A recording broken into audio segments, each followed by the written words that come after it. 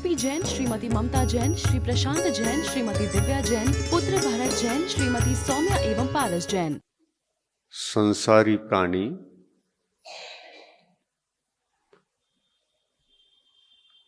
अपने आत्म कल्याण के लिए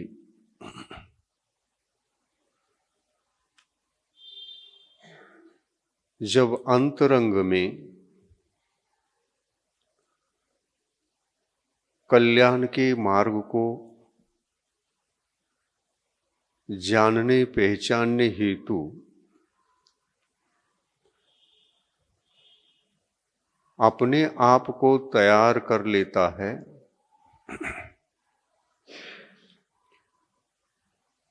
तो वह सर्वप्रथम आयतनों की शरण में जाकर चर्चा करता है। वह चर्चा उनकी भूमिका के रूप में लाभदायी सिद्ध होकर वहीं से कल्याण की सीढ़ियों को चढ़ना प्रारंभ कर देता है।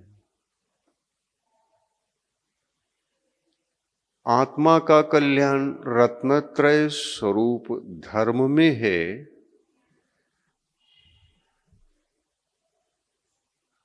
इससे विरुद्ध मिथ्या दर्शन, मिथ्या ज्ञान और मिथ्या चारित्र में नहीं है।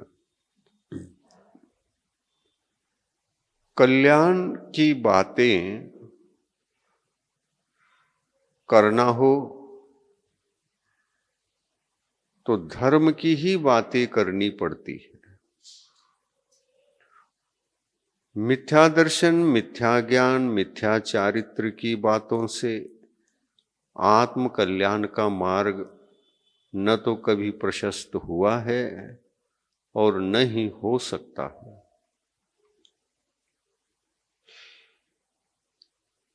जो जो बातें आत्म कल्याण से बाह्य होती हैं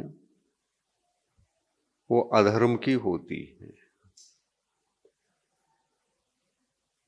वो विषय कषायों की होती है। अधर्म की, विषय कषायों की, अधर्म की, विषय कषायों की जहां बातें होती हैं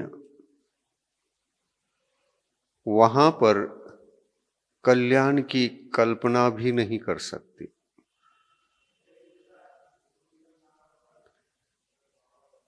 कल्याण की कल्पना तो धर्म की चर्चा से हो सकती है, लेकिन विषय कषाही चर्चा में आ रही हो तो आत्मा का कल्याण कैसे होगा? एक दिगंबर मुनि महाराज हैं। वे रात दिन केवल धर्म की चर्चा,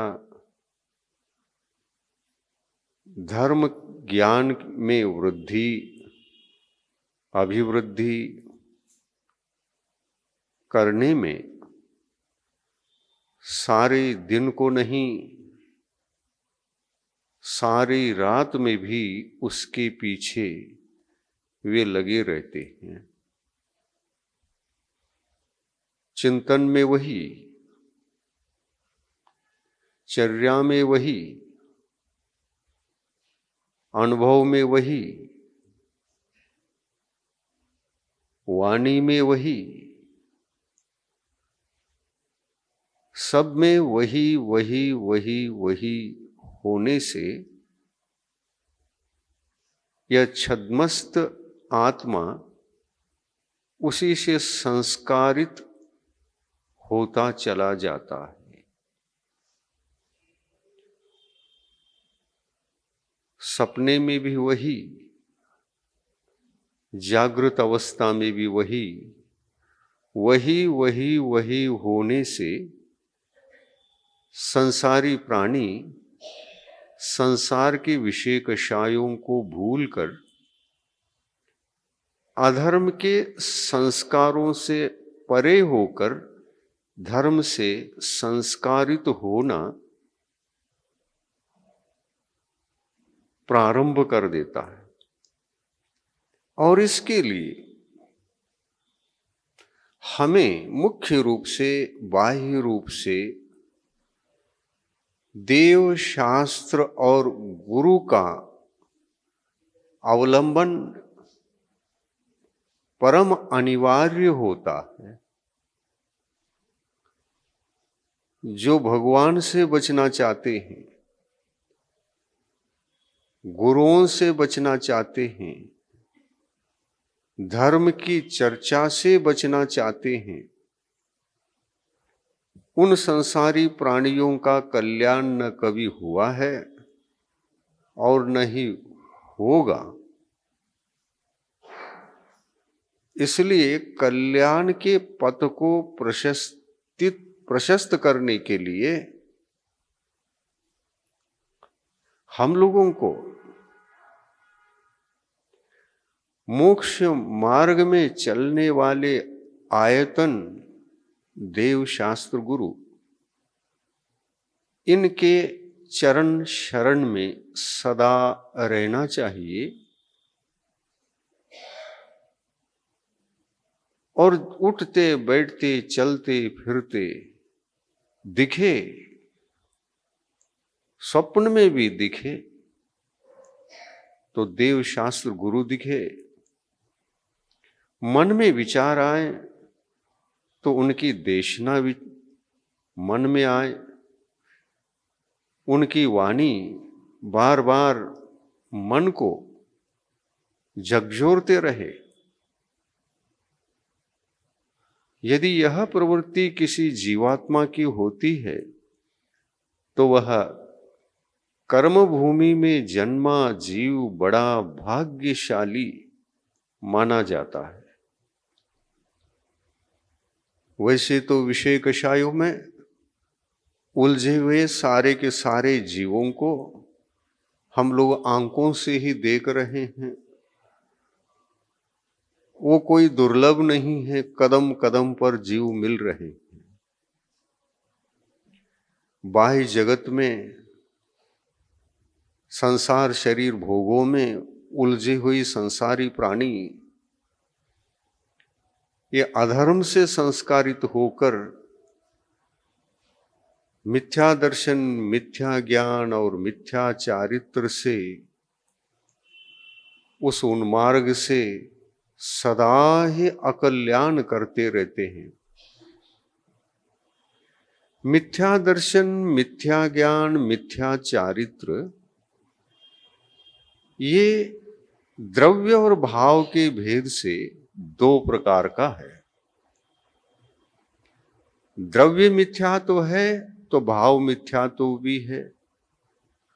और ये ध्यान रखें, द्रव्य कहने से बाहर का समझना है और भाव कहने से अंतरंग का समझना है। द्रव्य भाव दोनों तरह से विचार करना चाहिए। किसी भी विषय में उसके दो पहलू तो होते ही हैं। एक पॉजिटिव हुआ करता है तो एक नेगेटिव हुआ करता है। एक पॉजिटिव हुआ करता है तो एक नेगेटिव हुआ करता है। पॉजिटिव को पकड़ना है, नेगेटिव को उपेक्षित करके चलना है। हमारा कल्याण जो होगा पॉजिटिव विचारों से, पॉजिटिव आचारों से, पॉजिटिव यात्रा से हमारा आत्मा का कल्याण अच्छी तरह से होगा। तो जो सम्यक दर्शन, सम्यक ज्ञान और सम्यक चारित्र है, यह भी द्रव्य और भाव के भेद से दो प्रकार का होता ही है।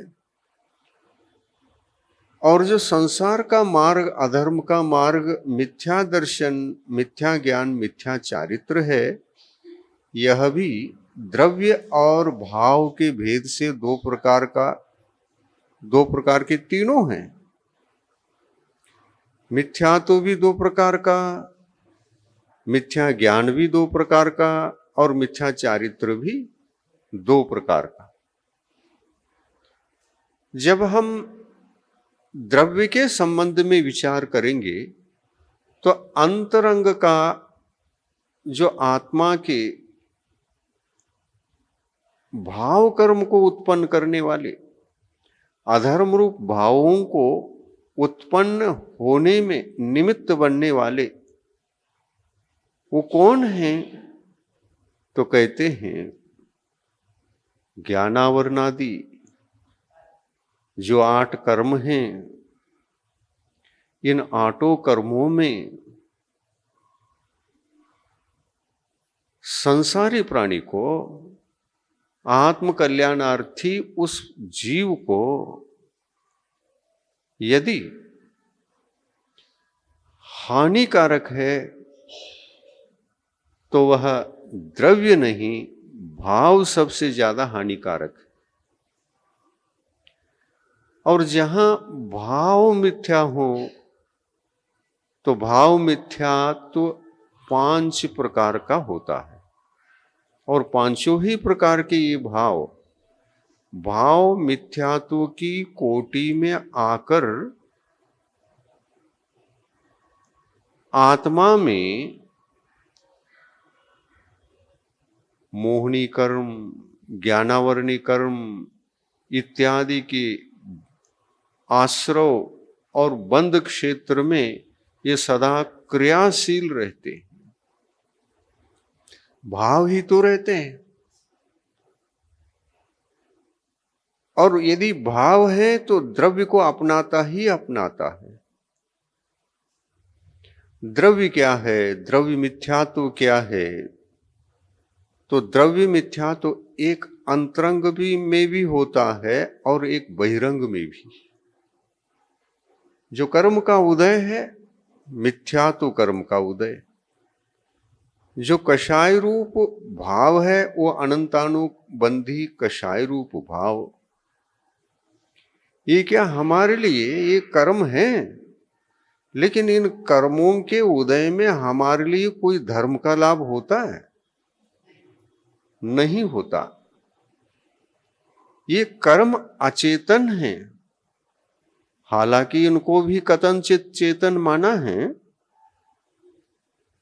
और जीव को चेतन माना है तो उसको भी कथनचित चेतना चेतन दोनों प्रकार से चर्चा की है।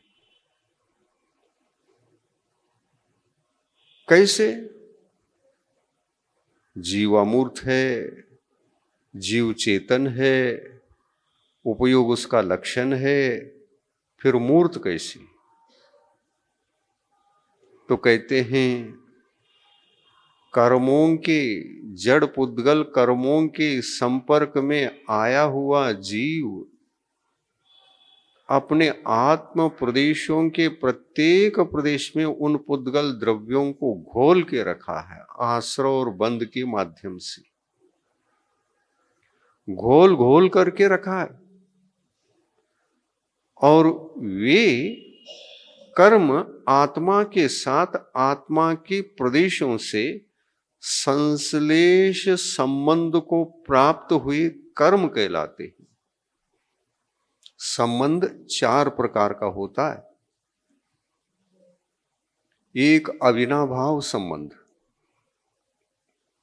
और एक तादात्म्य संबंध, और एक संश्लेष संबंध, और एक है संयोग संबंध।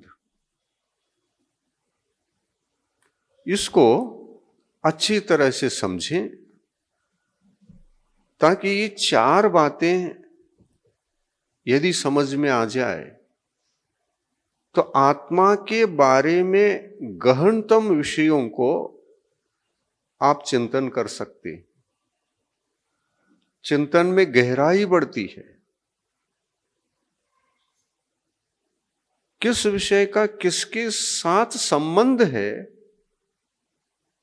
उन विषयों को अति स्पष्ट समझने के लिए ये 4 संबंध जानने योग्य हैं। उनका लक्षण हम आज समझा रहे हैं और इसी के माध्यम से हम बढ़ेंगे आयतन और अनायतन की ओर, क्योंकि ये भी उसमें निमित्त है। अविनाभाव संबंध क्या है? पहले नंबर का अविनाभाव, दूसरे नंबर का तादात्म्य संबंध, तीसरा नंबर संश्लेष संबंध और चौथे नंबर में संयोग संबंध। अविनाभाव संबंध किसको कहें? जो जीव के साथ जुड़े भाव हैं,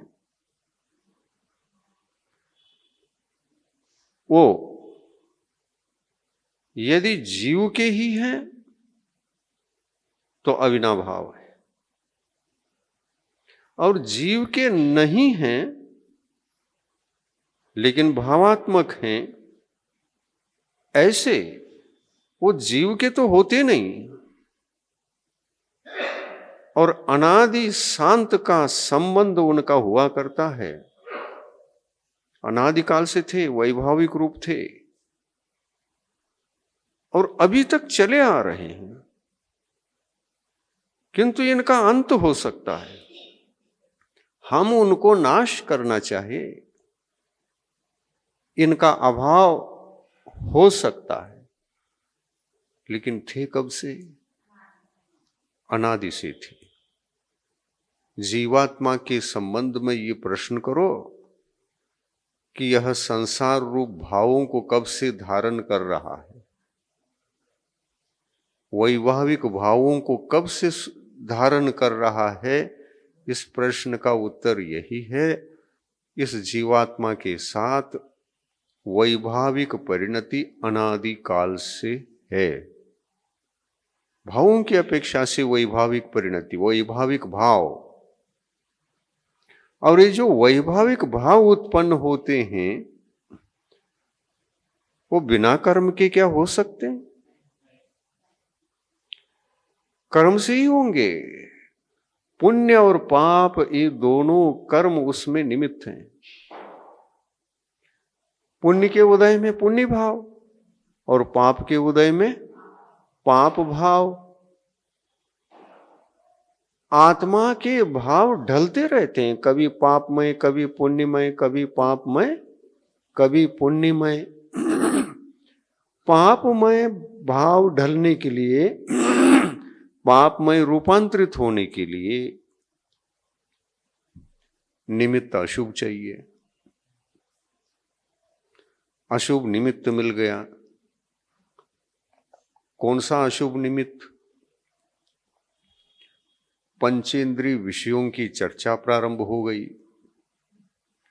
इसको क्या कहोगे? शुभ निमित्त है क्या अशुभ निमित्त? अशुभ निमित्त। आत्मा की बात करो तो शुभ निमित्त। आत्मा के भीतर जो स्वभाव परिणति है उसकी चर्चा करो, शुभ निमित्त। आत्मा के अंदर जो भाव शुभ होते हैं वो शुभ भाव ऐसा मत समझना कि पुण्य के उदय में ही होते हैं। कुछ पुरुषार्थ के दौरान भी इस जीव को शुभ भाव हुआ करते हैं। पुण्य के उदय में यदि पुण्य के प्रभाव से वह परिणत है तो शुभ भाव होंगे, लेकिन जरूरी नहीं है कि पुण्य के उदय में शुभ भाव ही जीव करता है। पुण्य कर्म का उदय चल रहा है और पुण्य के फल के बारे में विचार करना शुरू कर दिया, तो पुण्य का फल क्या है? देखिए आप, पुण्य का फल तो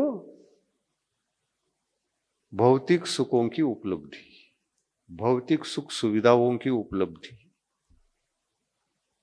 और यदि चित्त को पुण्य के फल में अपन ले जाकर चिंतन करना प्रारंभ कर दिया, तो आत्मा के भाव किस रूप में परिणत होंगे? अशुभ होंगे, अशुभ होंगे। पुण्य का उदय है, पुण्य का उदय है, या उदय ना भी हो चलेगा। पाप का उदय हो, और पाप के उदय के काल में हम अपनी स्वतंत्र भावनाओं से, स्वतंत्र विचारधारा से, पाप कर्म के उदय में क्या हम धर्म की चर्चा नहीं कर सकते? इसमें स्वतंत्रता है। लेकिन पुरुषार्थ कम पड़ जाए तो जहां के तहां हो जाते हैं भाव।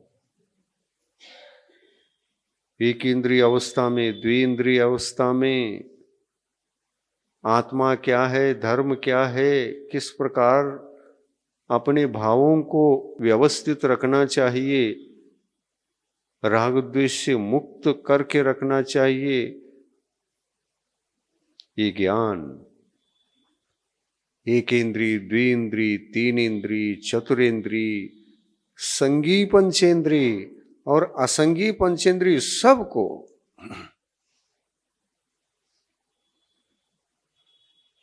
ये ज्ञान नहीं हो पाता। और इसलिए भावों का शुद्धिकरण अज्ञान अवस्था में जीव को संभव नहीं। इसी कारण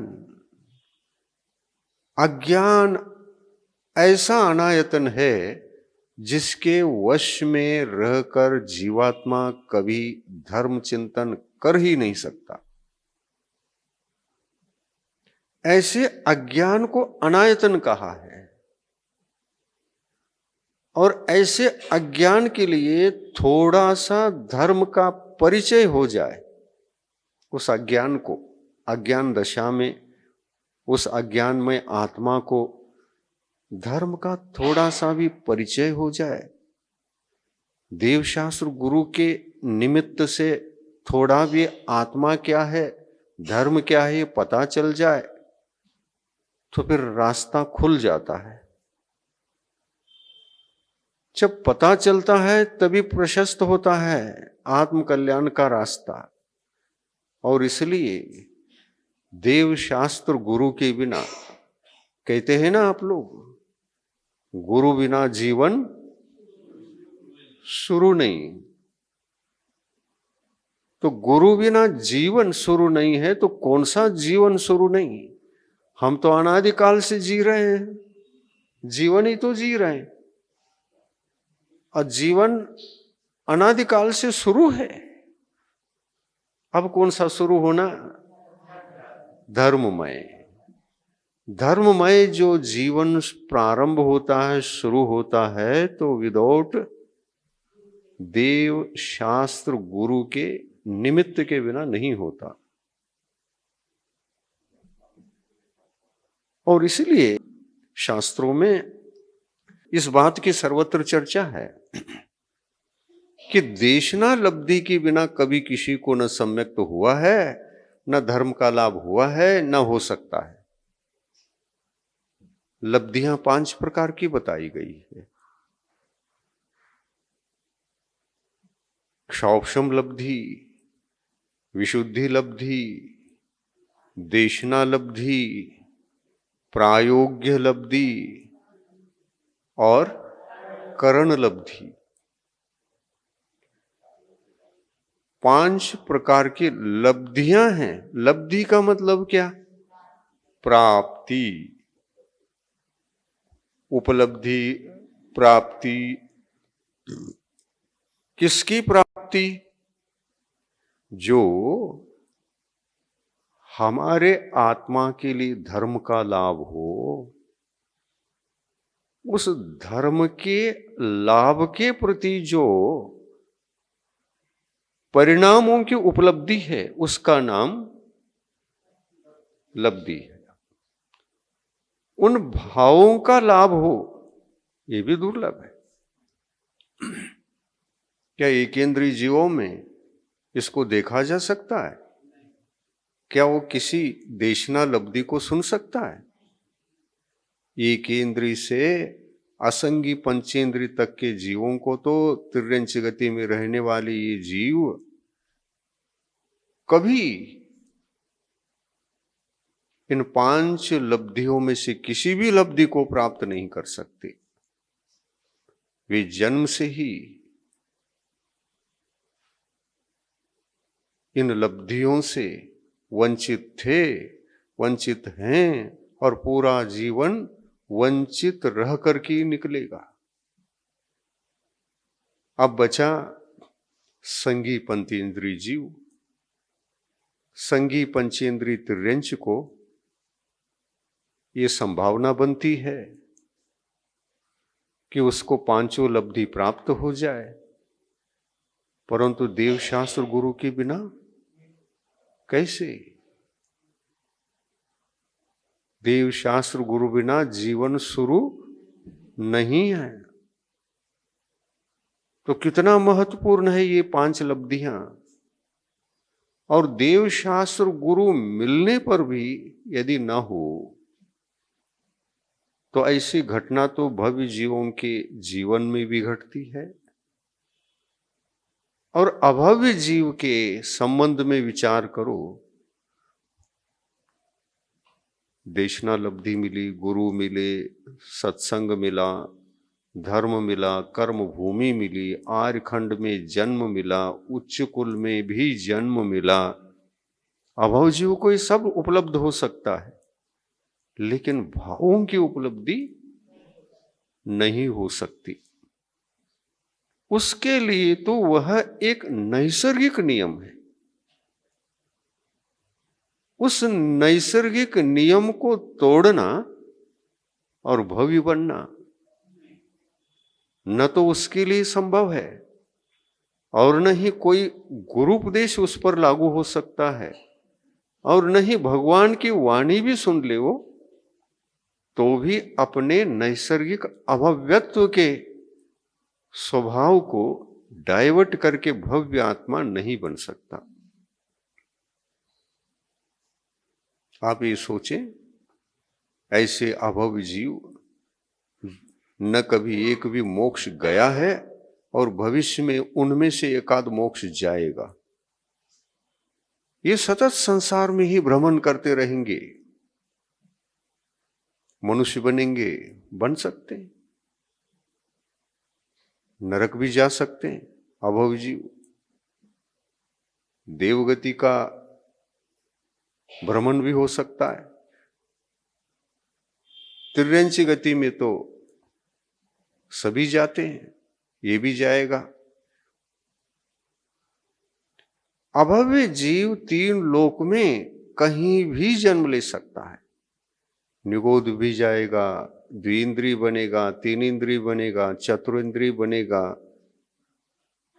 भ्रमण के लिए जितनी योनियां हैं, जहां वह जा सकता है वहां तक जा सकता है।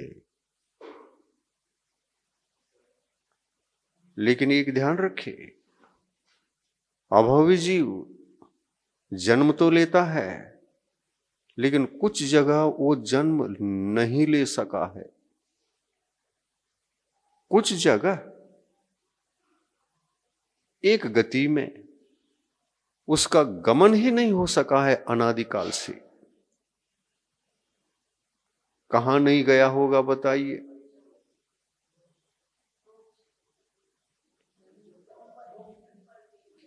मोक्ष तो जाएगा ही नहीं। चतुर्गति की अपेक्षा से किस गति में, कहां, किस क्षेत्र में वो जा नहीं पाया।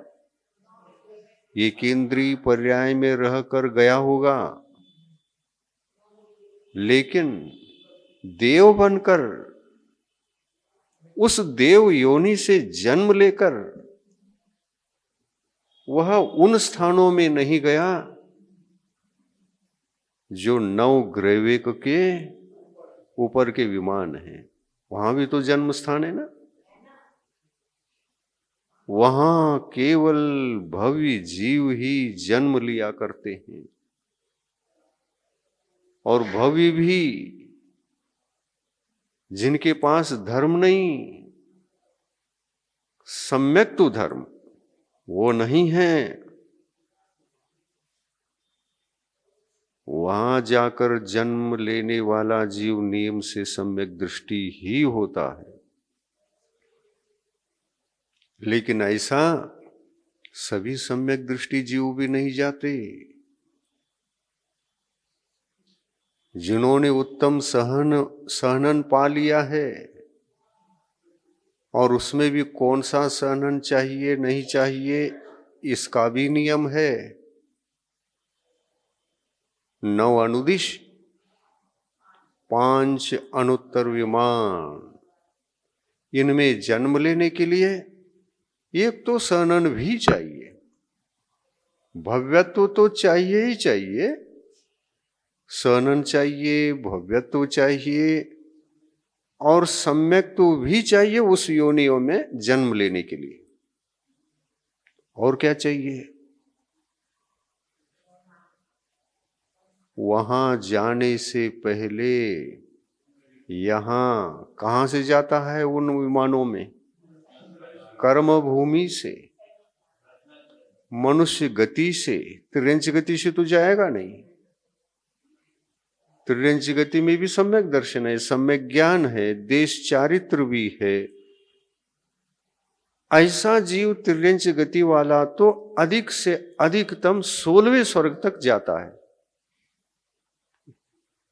इसके ऊपर के स्वर्गों में नहीं जाता। भव्य है, एक देश संयमी है, सम्यक ज्ञान भी है, सम्यक दर्शन भी है, लेकिन जन्म कहां तक? 16वें स्वर्ग तक। नवग्रह नहीं जाएगा, चाहे वह सहनन से उत्तम सहनन वाला तिर्यंच भी क्यों न हो। तिर्यंच पर्याय से 16वें स्वर्ग से ऊपर गमन ही नहीं है, और गमन है तो केवल मनुष्य के लिए है। ये समझ लेना, 16वें स्वर्ग से ऊपर अनादिकाल से यदि किसी गति से जीव जाते हैं तो अनंत काल के इतिहास में केवल एक ही गति से गए हैं। किस गति से? कर्म भूमि के और मनुष्य पर्याय के, मनुष्य गति के जीव ही 16वें स्वर्ग के ऊपर जा सकते हैं। और कहां तक जा सकते हैं? सर्वार्थ सिद्धि तक जा सकते हैं, अंतिम विमान है वो। और कहां जा सकते हैं? मोक्ष भी जा सकते हैं। एक प्रश्न है आप लोगों के सामने, मोक्ष जाया जाता है या मोक्ष को प्राप्त करने के लिए अंदर आया जाता है? कहीं बाहर जाया जाता है या आत्मा के भीतर आया जाता है? तो मोक्ष की प्राप्ति आत्मा के द्वारा आत्मा को आत्मा में प्राप्त होता है, या बाहर कहीं घूम करके मोक्ष को ढूंढ करके आए वहां जाना है? हाँ, वहां जाना है, और वहां जाने के लिए जाने की परिकल्पना की वहां मोक्ष है। कई लोगों को ये विचार आता है सर्वार्थ सिद्धि तो अंतिम विमान है, वहां तो देवगति में जन्म लेने वाले मनुष्य ही जाते हैं, लेकिन मोक्ष कहाँ है ये पूछो तो सिद्धालय में। बताओ, और सिद्धालय में यदि मोक्ष है तो जैसे स्वर्ग में जीवात्मा जाकर जन्म लेता है, मोक्ष में जन्म लेना पड़ेगा। और इसलिए कहते हैं इसी बुद्धि से मोक्ष चले गए। मतलब चले गए का मतलब वो सर्वार्थ सिद्धि के ऊपर सिद्ध शिला है, सिद्ध शिला के ऊपर सिद्ध परमेष्ठी रहते हैं, वहां मोक्ष है और वो चले जाते हैं। मोक्ष वहां जाने के बाद प्राप्त होता है क्या? हाँ, मोक्ष की उपलब्धि जहां त्याग तपस्या करके आठों कर्मों को जीवात्मा नष्ट करता है, मोक्ष तो यहीं प्राप्त होता है, सिद्ध अवस्था तो यहीं प्राप्त होती है। और रहने के लिए मुक्त होने के बाद आत्मा यहां मोक्ष प्राप्त किया, प्राप्त करने के बाद कहां जाता है? सिद्धालय में, सिद्धों का आलय निवास स्थान, सिद्धालय में जाकर सिद्धों के बीच विराजमान होता है। मध्यलोक से वह सिद्धालय 7 राजीव प्रमाण ऊपर है। एक देव विमान 1 सेकंड में लाखों किलोमीटर की रफ्तार से जा सकता है, और सिद्धालय में वो कोई विमान चले जाए मध्यलोक से, कितना समय लगेगा? हाँ, 7 राजू है, 1 सेकंड में लाखों किलोमीटर के रफ्तार से जा रहा। कहां? सिद्धों के पास। कितने साल लगेंगे?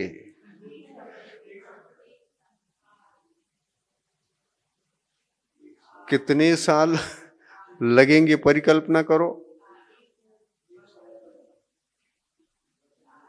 1 सेकंड में लाखों किलोमीटर की रफ्तार से, एक समय में नहीं। समय बहुत छोटा होता है, समय से बड़ा आवली हुआ करता है, आवली से बड़ा सेकंद, सेकंद से बड़ा मिनट, मिनट से बड़ा घड़ी घंटा इत्यादि बहुत सारे व्यवहार काल के भेद हैं, एक दूसरे से बड़े बड़े बड़े बड़े बड़े बड़े होते चले जाते हैं।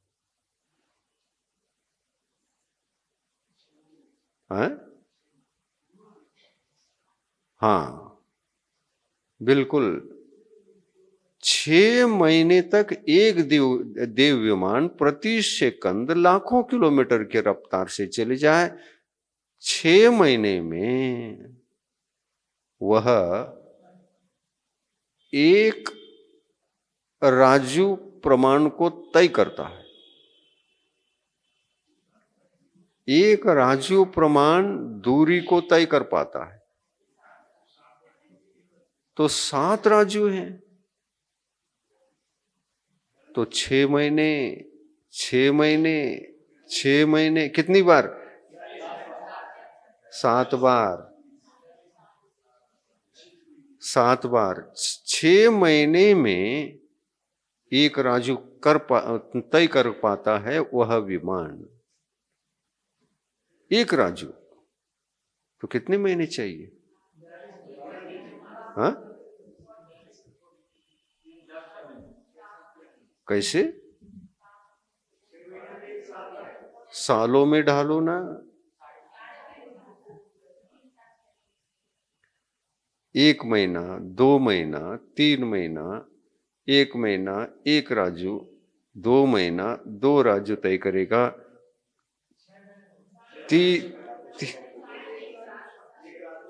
7 राजू है।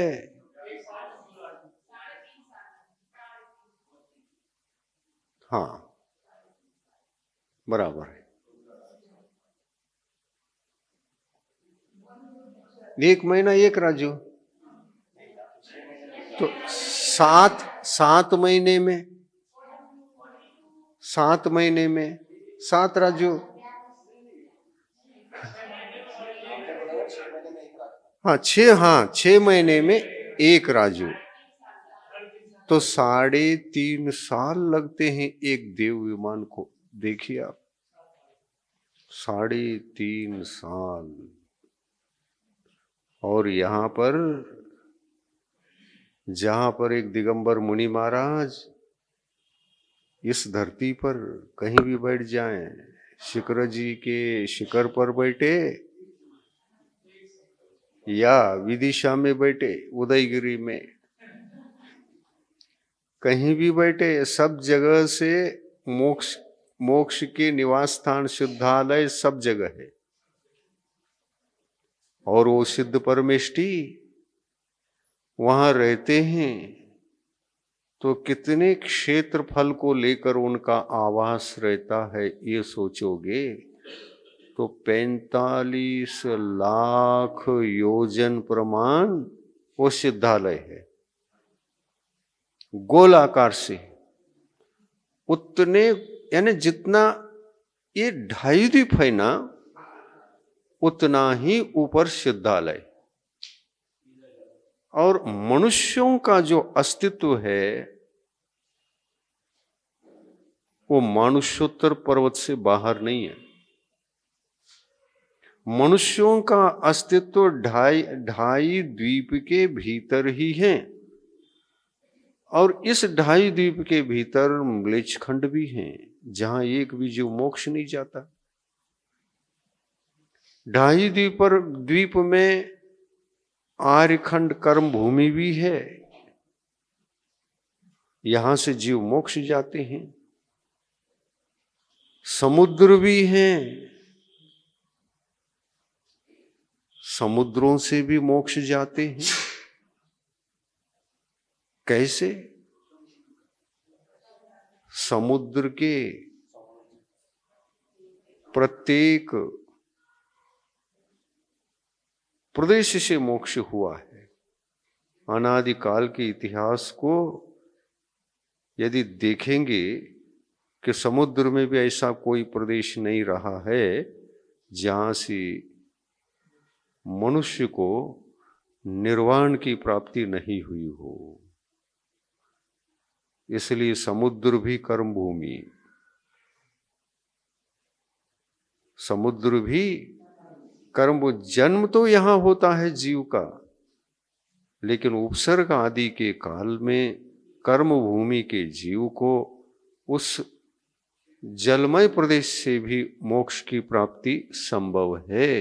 उपसर्ग आदि के काल के मतलब मुनि महाराज को उठा दिया, कोई देव हमने अपने विमान में बिठाया और पूर्व शत्रुता के कारण से उस महाराज को समुद्र में पटकाने के भाव आ गए। और इस द्वेष भाव से मुनि महाराज को उठाया, अपने विमान में रखा और समुद्र में जाकर इनको गिराने के दृष्टिकोण से ले गया। और जैसे ही गिराया उनको केवल ज्ञान हो गया।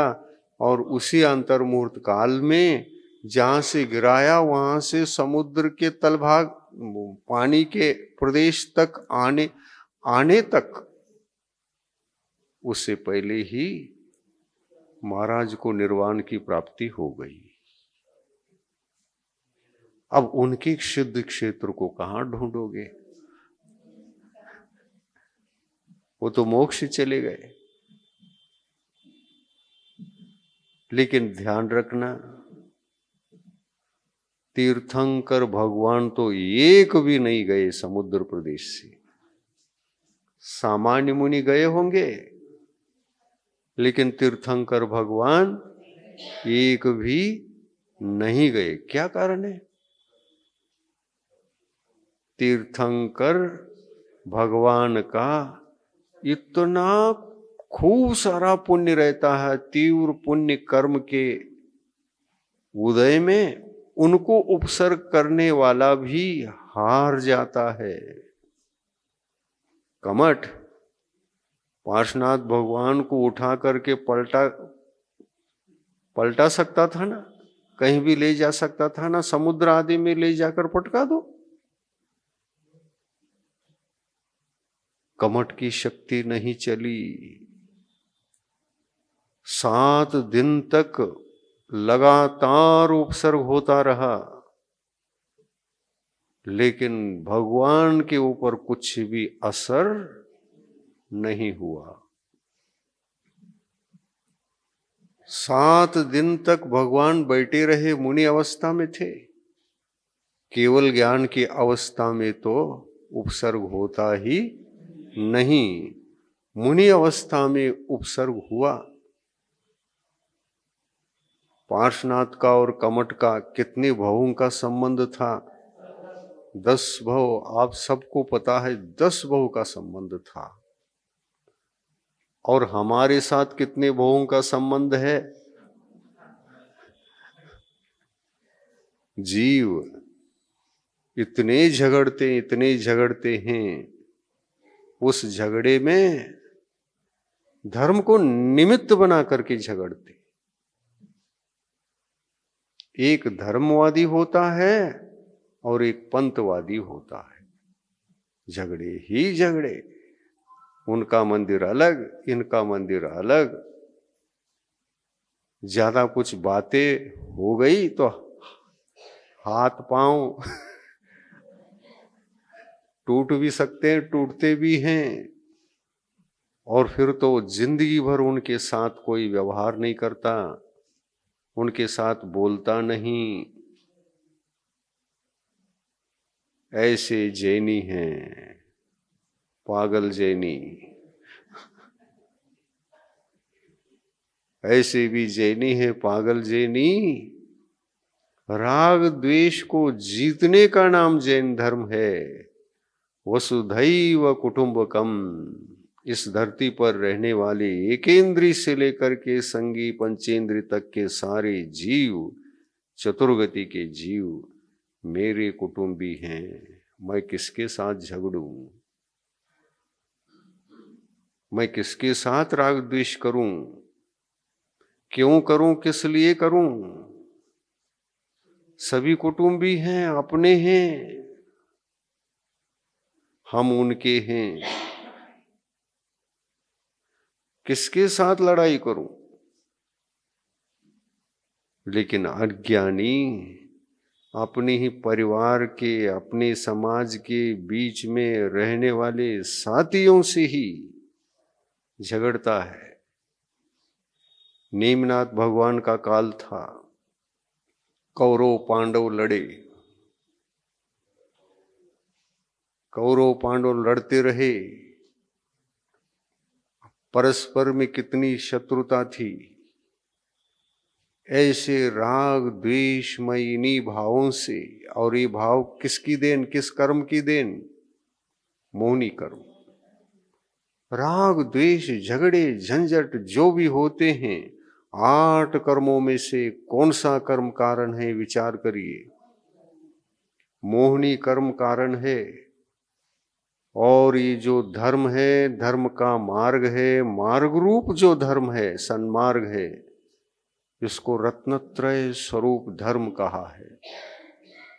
ये रत्नत्रय स्वरूप धर्म है। और इस धर्म का नाशक अन्य कोई कर्म नहीं है, केवल मोहनी कर्म है जो हमको धर्म से वंचित रखने का कार्य करता है। और इसीलिए तीर्थंकर भगवान कहते हैं, तुम अन्य कर्मों के बारे में चिंतन न भी करो तो चलेगा,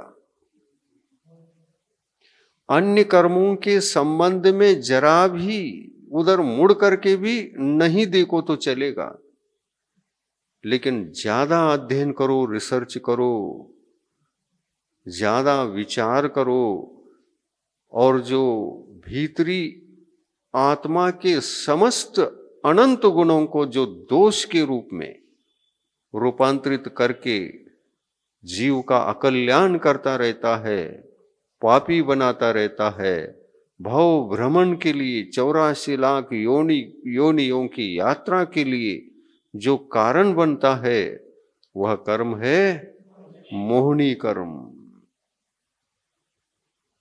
इसके दो पहलू हैं, दो प्रकार हैं मोहनी कर्म के। एक दर्शन मोहनी है जो सम्यक तो धर्म को घात करने की शक्ति रखता है, और एक चारित्र मोहनी है जो चारित्र अर्थात संयम धर्म, चारित्र धर्म को घातता है। ये दो ही घात को प्राप्त हो गए, और है दो ही मुख्य रूप से। और यदि आत्मा के भीतर सम्यक्त्व का घात हुआ तो क्या ज्ञान, वो भी तो धर्म है ना, सम्यक ज्ञान वो भी धर्म है। क्या वह सम्यक ज्ञान धर्म बचेगा? नहीं, सम्यक ज्ञान स्वरूपी धर्म को भी नाश करने में मिथ्या तो ही कारण है, उसमें दर्शन मोहनी ही कारण है, चारित्र मोहनी नहीं। नहीं, हां, चारित्र मोहनी यदि है तो केवल एक है, अनंतानुबंधी कषाय। ये अनंतानुबंधी कषाय अनायतन की कोटि में आती है। अनंतानुबंधी कषाय अनायतन की कोटि में है, और मिथ्यातु कर्म भी, सम्यक मिथ्यातु कर्म, सम्यक प्रकृति कर्म, मिथ्यातु कर्म, कर्म तीन है ना दर्शन मोहनी के, ये तीनों अनायतन है, या इसमें से कोई आयतन भी है? सम्यक प्रकृति आप कह सकते हैं, वो हमारे लिए आयतन है, लेकिन कथनचित घटित करना। बाकी शेष दो प्रकृतियों को कथनचित मत लगाना।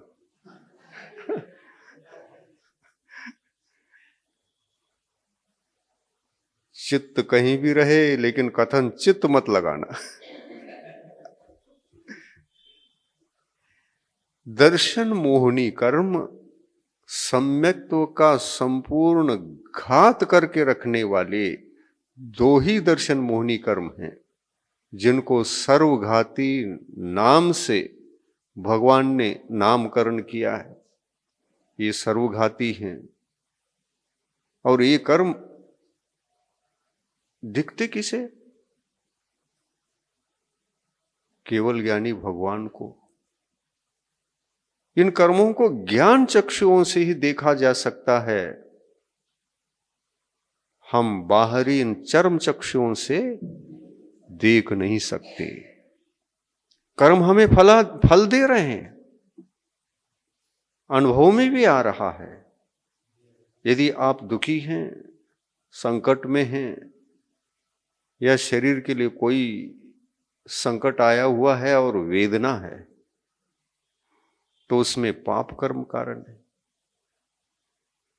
कौन सा पाप कर्म इस समय कार्य कर रहा है, चर्म चक्षु से देख सकते?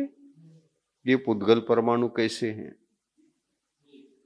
असाता वेदनी कर्म के उदय से शरीर में जब वेदना होती है तो उसका संवेदन भी आत्मा को होता है। जब कष्ट रहता है, शरीर के किसी प्रदेश में दर्द रहता है, तो दर्द किस कर्म के उदय से? असाता के उदय से। और दर्द न हो, साता। हमको दर्द नहीं हो रहा है, कहीं किसी भी प्रदेश में दर्द नहीं है, बिल्कुल शांत स्वस्थ है शरीर, कहीं भी रंच मात्र से भी न पेट में गैस है, न पित्त है, न कोई वेदना है, न कोई कफ है, उस समय देखो शरीर कैसा रहता है। स्वस्थ शरीर रहने के लिए साता वेदनी कारण है और अस्वस्थ होने के लिए असाता वेदनी कारण है। हम शरीरगत इस वेदना को और वेदना रहित स्वस्थ दशा को अनुभव करते हैं तो साता और असाता ये दो ही कर्म हैं।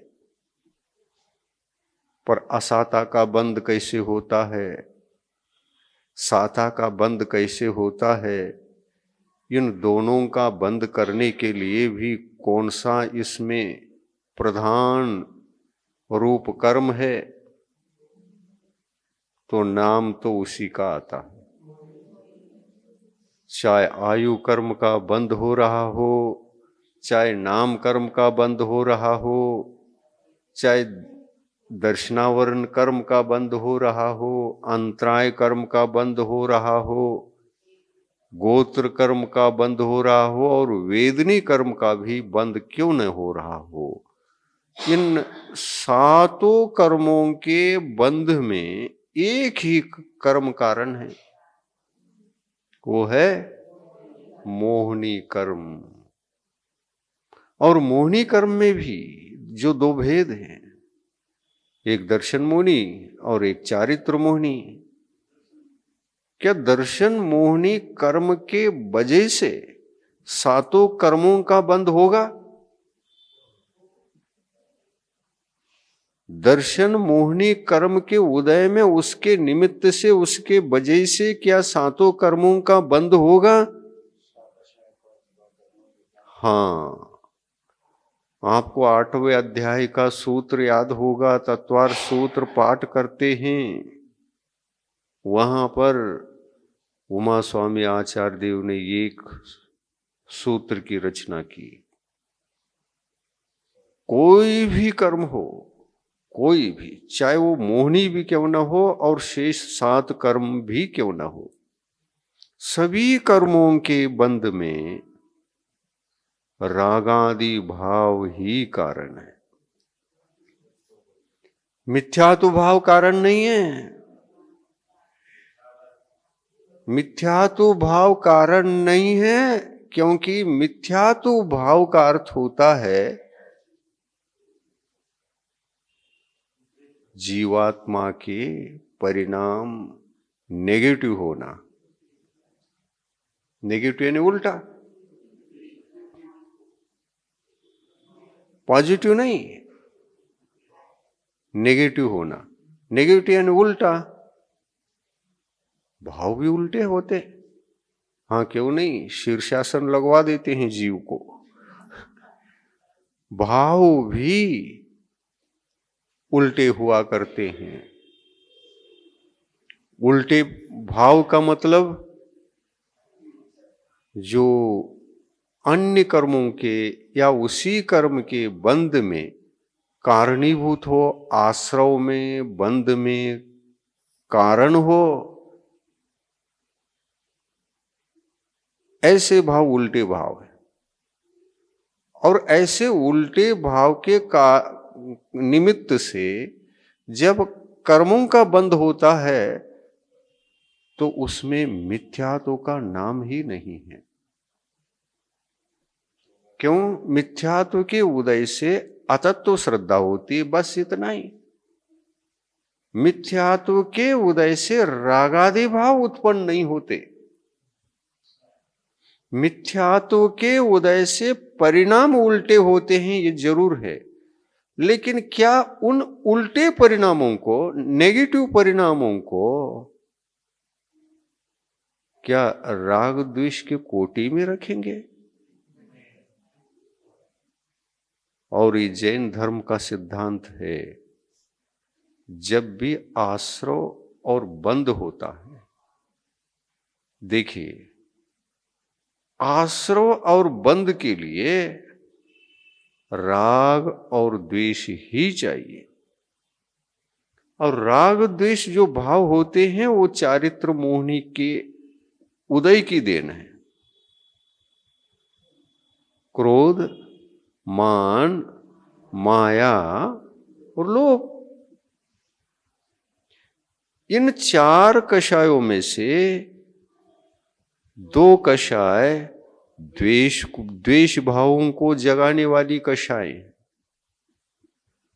और दो कषाय राग भाव को जगाने वाली कषाय। रत्तो बंधदिकम्मम, जीव जब तक रागी नहीं होता तब तक कर्म का बंध नहीं करता।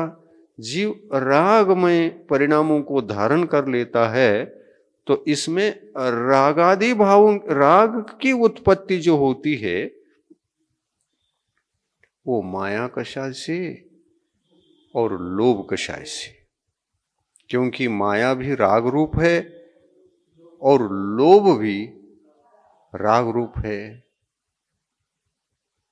और मान द्वेष रूप है, क्रोध द्वेष रूप है।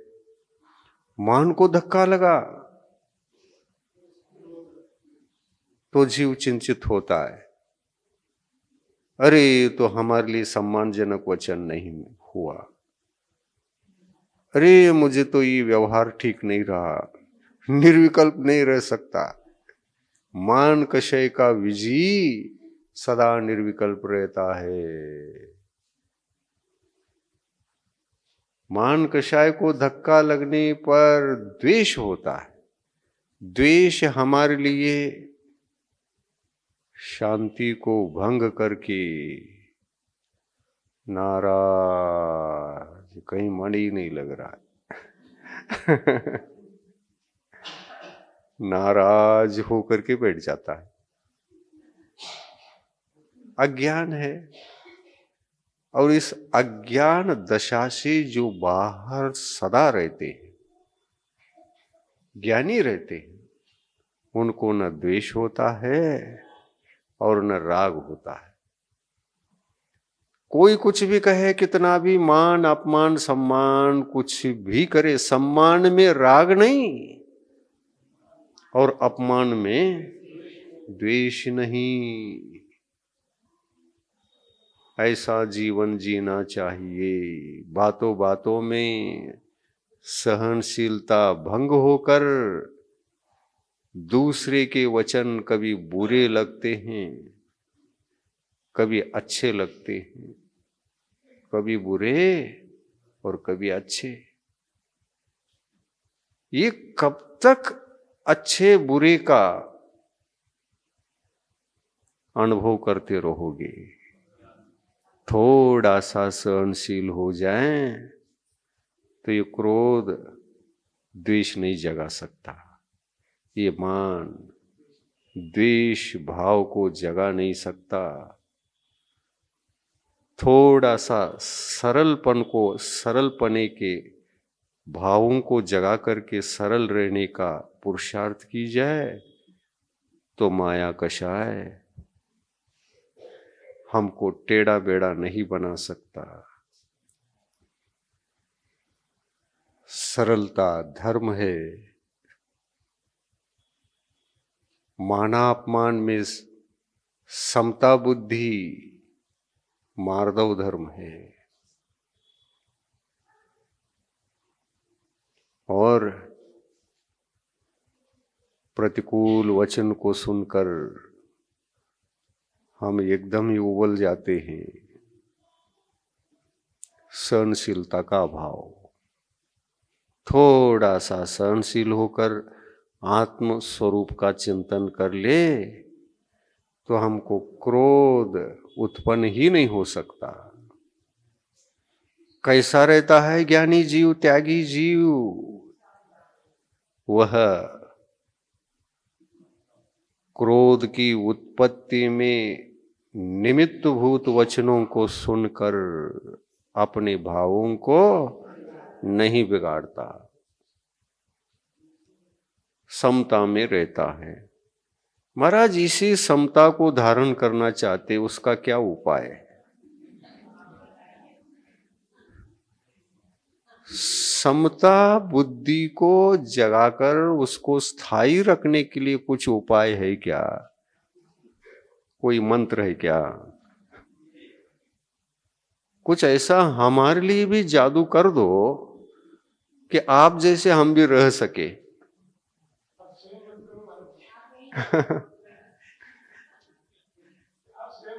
तो इसमें मंत्र काम नहीं करेगा, नहीं गुरु काम कर सकते हैं, किंतु ये काम अपना ही है।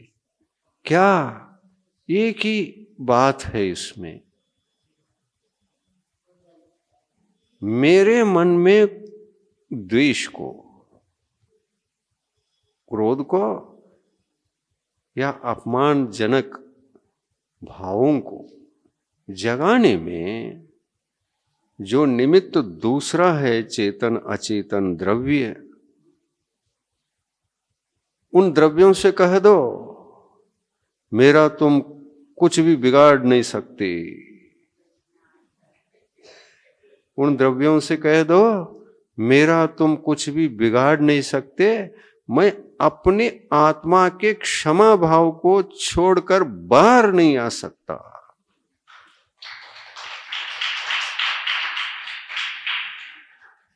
मुझे बाहर आना भी नहीं, तुम 1000 कोशिश करो, मैं आत्मा हूं, मेरा स्वभाव, मेरे आत्मा का सद्गुण, मैं गुणवान हूं, गुणमय हूं। मैं अपने क्षमा गुण को त्याग कर बाहर नहीं आऊंगा, क्रोध रूप परिणत नहीं होऊंगा। ऐसा यदि संकल्प ले ले तो ये संकल्प शक्ति ऐसी शक्ति है, इस संकल्प शक्ति को जगाए बिना कोई भी समता में जाकर निवास नहीं कर सकता। समता की सिद्धि, सब सहनशील करना ये समता है। सहनशील होकर के सब सहन करना ये समता है। ये कैसे आती है? संकल्प शक्ति से। ऐसा एक बार संकल्प ले लो, ऐसा संकल्प लेकर दीक्षित हो जाओ, इसकी दीक्षा ले लो, इसकी दीक्षा लो। दीक्षा ये कहलाती है, तुम घर छोड़े, संघ में चले गए, पीछे कमांड ले लिया तो वो दीक्षा नहीं। दीक्षा का अर्थ होता है 4 कषायों से मुक्त जिस दिन हुए हैं संकल्प लेकर, वो आत्मा की सही दीक्षा है, वो भाव दीक्षा है। और द्रव्य दीक्षा तो ये है कि हम बाह्य सारे चेतन अचेतन पदार्थों को त्याग करके गुरु के पास आए। मुनिश्री 108 नियम सागर जी महाराज की मंगल देशना में कल श्रवण कीजिए, जैन धर्म को सनातन क्यों कह सकते हैं। निसर्ग के सारे रहस्यों को उद्घाटित करने की क्षमता इस धर्म के भीतर होने से इसको साइंटिफिक धर्म कहो या नैसर्गिक धर्म कहो या प्राकृतिक धर्म कहो, और इसीलिए इस धर्म को सनातन कहने में कोई आपत्ति नहीं आती। इस कार्यक्रम के पुण्यार्जक हैं श्री आर.पी. जैन, श्रीमती ममता जैन, श्री प्रशांत जैन, श्रीमती दिव्या जैन, पुत्र भरत जैन, श्रीमती सौम्या एवं पारस जैन।